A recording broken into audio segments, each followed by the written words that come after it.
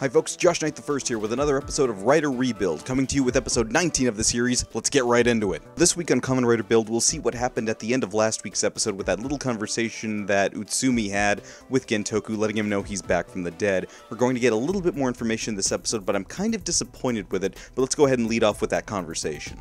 So the question everybody's asking at this point is, how exactly did Utsumi survive the shot that was given to him by Gentoku? As we all remember, he was shot impersonating Night Rogue earlier on in the show.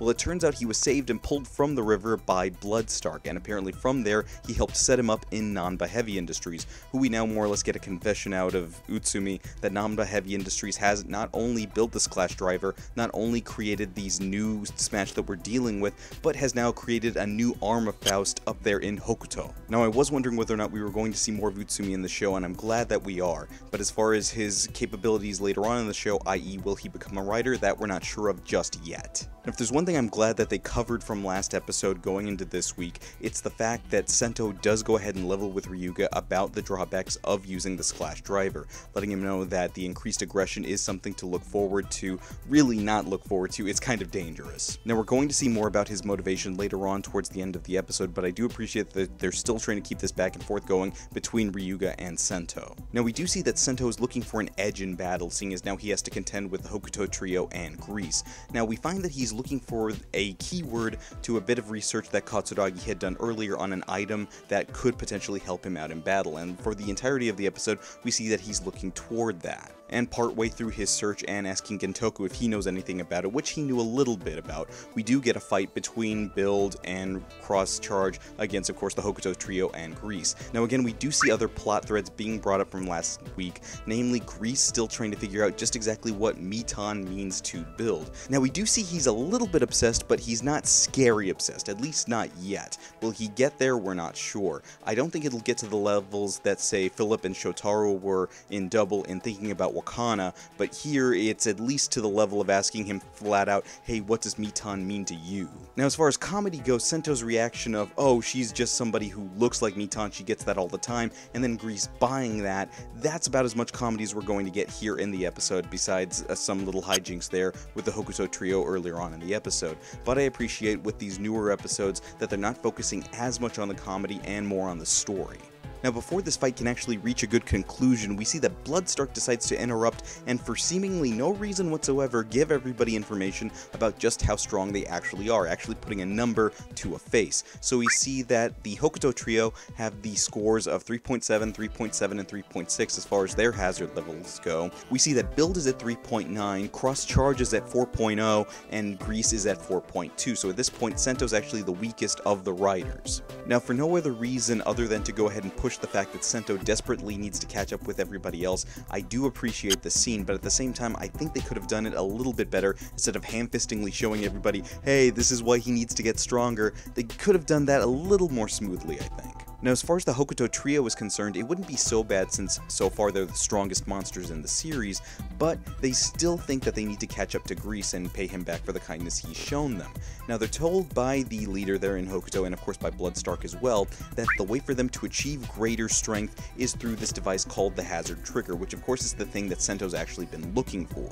Now with any kind of strength, there is a cost. If they were to use the Hazard Trigger on themselves, they could, yes, get stronger and raise their hazard levels a lot quicker, but that means if they were defeated in battle, they wouldn't just revert, they would die. Now showing some of his kind heart, Grease outright denies them the request to do that. They shouldn't have to put themselves in danger. He'll be the one to go ahead and take on Cross Charge and Build all on his own. But in turn, the Hokuto Trio says, no, we'll go ahead and do this. We owe you so much. It's the least we can do. Now, I appreciate that as far as a power-up item goes, in some cases, there's good build-up to them, like, say, in Deno, when he got the cell phone, the Keitaro cell phone, to go ahead and reach climax form. There was actual build-up to that over the course of an episode. Or in some other cases, like Kamen Rider Phi's, when you get the mid-season power-up of Excel form, you just have it chucked at your head.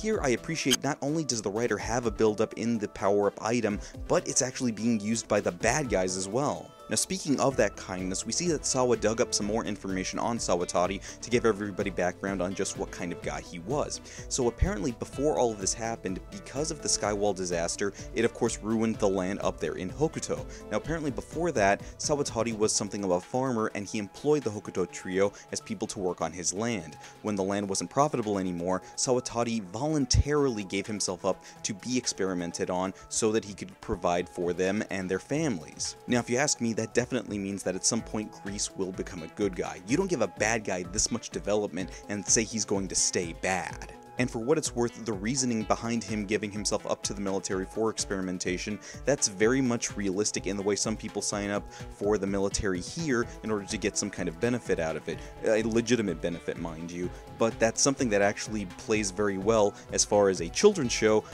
playing into reality. Now we can't have Sawatari being the only one with development. We see that later on we have a conversation between Misora and Ryuga about just why he's doing everything that he's doing. Now up to this point we've thought that Ryuga's kind of been a jerk in the way that he's been handling his power-up and how Sento relates to it. They had an argument earlier on in the episode, but we actually find that the whole reason that Ryuga's been doing this, he actually wants to see Sento smile again. He's doing this for his sake, saying that I owe him for everything that he's done for me, I should give back some. Now this is very much in keeping with his character in that he does feel something altruistic, but he can't just outright say, I'm doing this because I'm indebted to you. He's got to cover it up with this machismo that he's got throughout the episode, really throughout his whole characterization here in the series, and fight for that end. And I do want to comment on the fact that they're having this conversation there in the park, and he has enough foresight to mention the fact that there's no kids playing in this park because there's war going on around them. Now, rounding out the episode, we see that Build and the government there in Touto have come up with a plan to split up the full bottles, that way they can't all be taken at once. They've sent them off to 4 different locations and then Build holds on to the rest of them. Somehow, Sawatari was able to find the location of 2 of the bottles very easily. Now, it's pretty obvious there must be a rat there in the government. Now, will we see more of that rat? Probably next week. But this leads into another fight which really doesn't add up to much other than showing everybody that the Hokuto trio did in fact subject themselves to the hazard trigger and are now stronger than Build, or at least strong enough to beat him back and untransform him.